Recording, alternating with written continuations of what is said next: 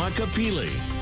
Aloha po'alua. Happy Tuesday. It's a beautiful way to kick off the 1st of July. We are expected to continue to see these warm summer months continue. Not much showers are in the forecast, so fortunately, those trade winds look to be sticking around, at least for now.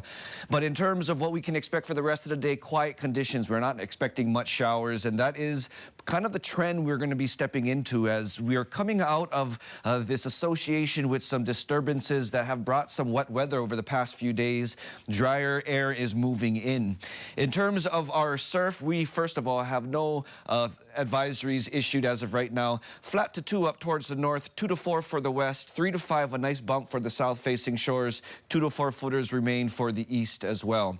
Now, if we zoom out from the islands and look what's taking place around our atmosphere, we have these series of pressure systems north of the islands, but it's this one high pressure system that will become the most dominant. And as that continues to strengthen, it's really going to push all these disturbances out away from the islands, and that's what's going to lead to stronger winds, which are in the forecast. But we have yet another day or so of weaker winds before that takes place.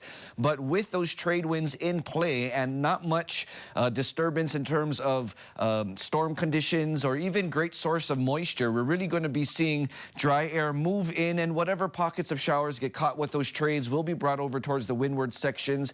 But within the next day or so, as the winds still remain on the lighter side, wind speeds 10 up to 15 miles an hour, leeward sides could potentially see some afternoon showers.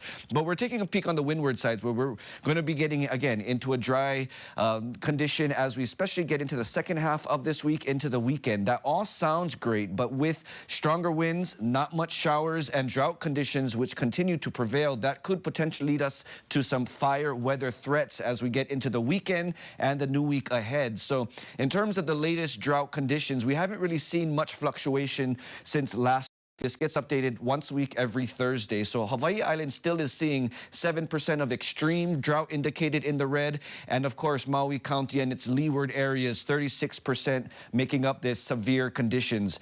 So in terms of what we're going to expect for this week ahead of us, again, trade winds will remain around 15 for at least tomorrow or so. Start to ramp up to moderate conditions, carrying us into 4th of July. Stronger, breezier winds up to 25, potentially even 30 miles an hour, takes us out of the weekend into the new week. And again, that is when we're going to keep our eyes on the potential increased threat of fire weather.